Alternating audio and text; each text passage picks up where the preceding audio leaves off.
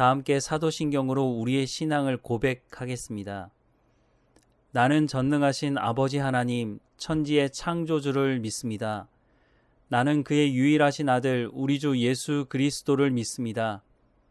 그는 성령으로 잉태되어 동정녀 마리아에게서 나시고 본디오 빌라도에게 고난을 받아 십자가에 못 박혀 죽으시고 장사된 지 사흘 만에 죽은 자 가운데서 다시 살아나셨으며 하늘에 오르시어 전능하신 아버지 하나님 우편에 앉아 계시다가 거기로부터 살아있는 자와 죽은 자를 심판하러 오십니다.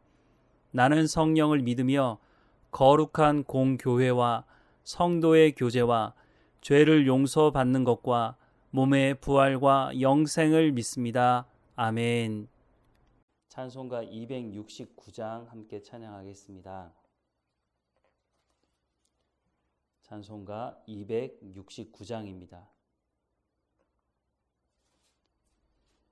그 참혹한 십자가에 주 달려 흘린 피 샘물같이 늘 흘러서 죄 씻어주시네. 값없어도 다 나와서 내 죄를 고하면 흰 눈보다 더 희도록 참성 열어드리. 나 믿노라 나 믿노라 그 보혈 공로를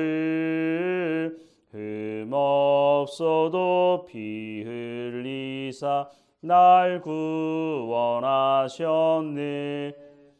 저 흉악한 한강도는 제 죄를 깨달아 죄 없으신 주 예수를 구주로 믿었네.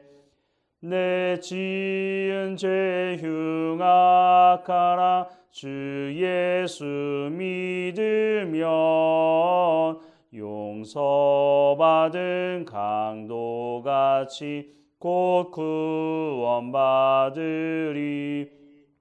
나 믿노라 나 믿노라 그 보혈 공로를 흠없어도 피 흘리사 날 구원하셨네. 온 백성의 죄 사하신 하나님 어린 양 그 십자가 지심으로 온 인류 구했네. 저 영원한 새 나라에 다 같이 모여서 금 검은고 한 곡조로 새 노래 부르리. 나 믿노라 나 믿노라 그 보혈 공로를 흠없어도 피 흘리사 날 구원하셨네.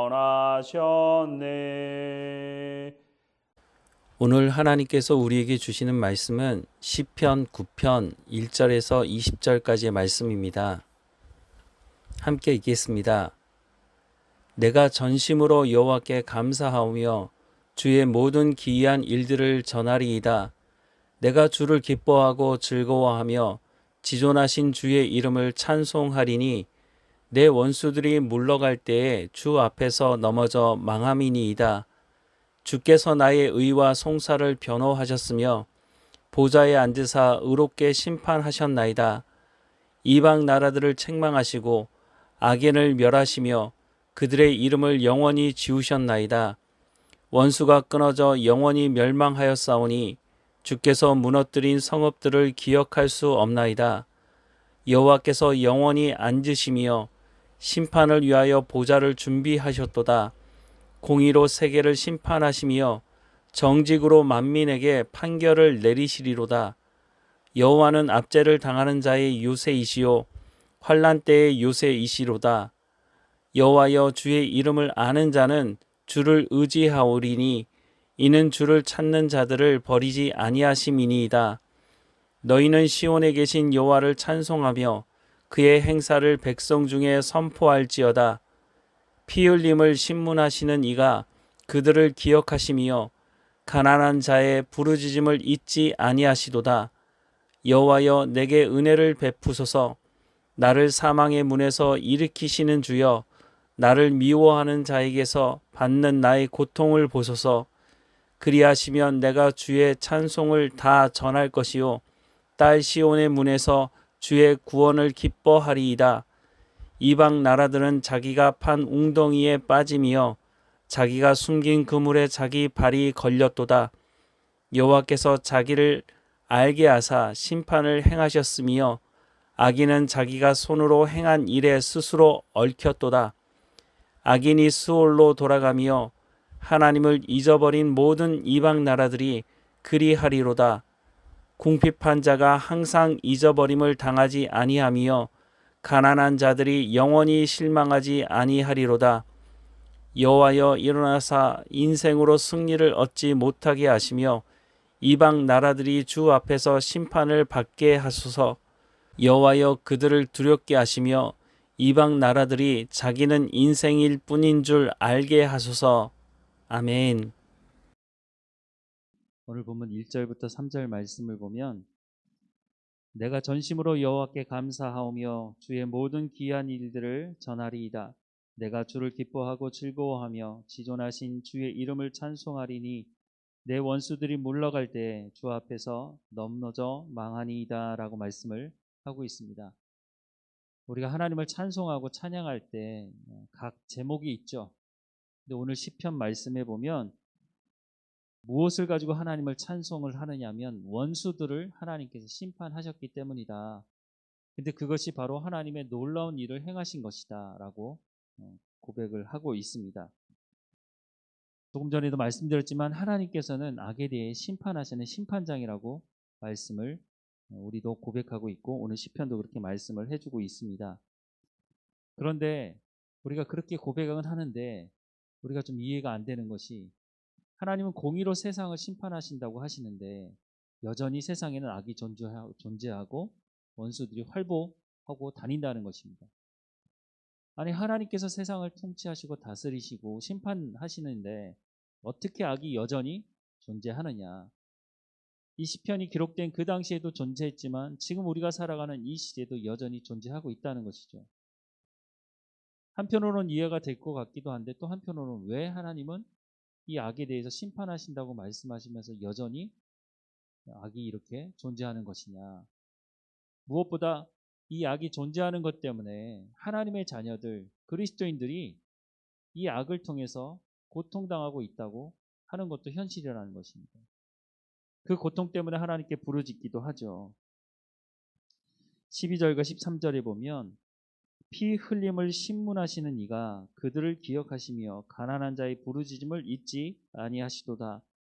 여호와여, 내게 은혜를 베푸소서. 나를 사망의 문에서 일으키시는 주여, 나를 미워하는 자에게선 받는 나의 고통을 보소서라고 고백하고 있습니다.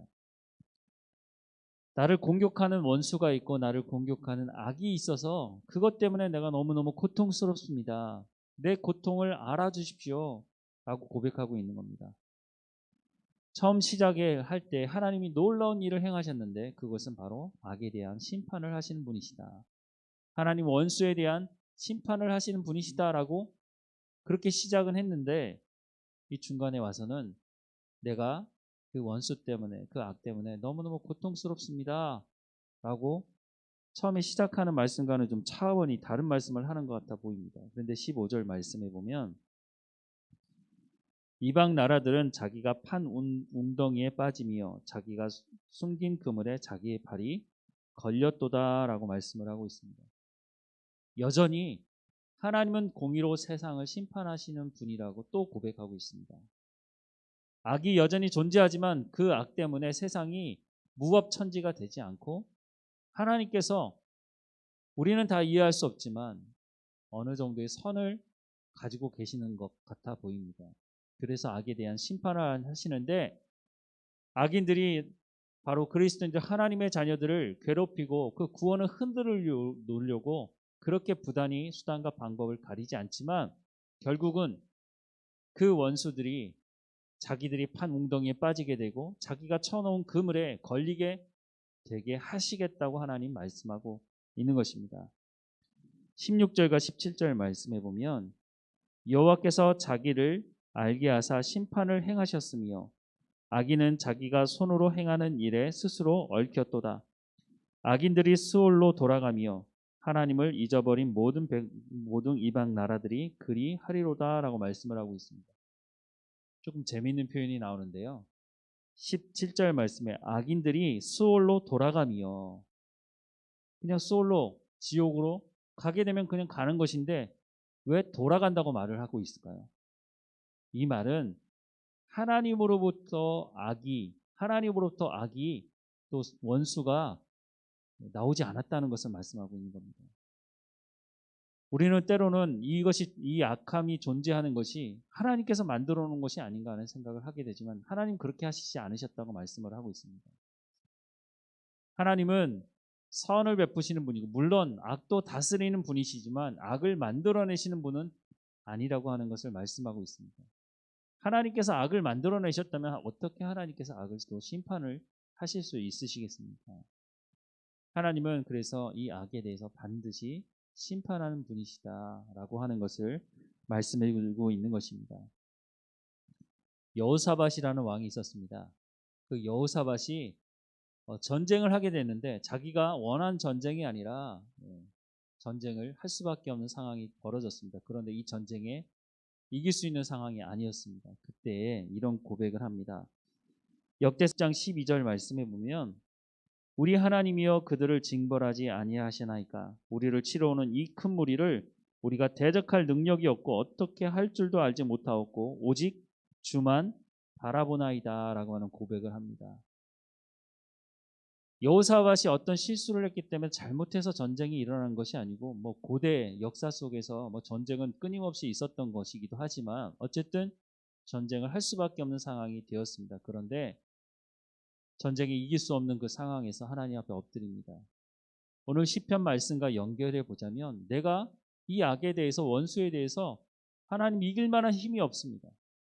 내가 만들어낸 악도 아니고 내가 무엇인가 실수하고 잘못하고 죄를 지어서 생겨난 것도 아닌데 하나님 내가 이것을 이길 만한 힘이 없습니다.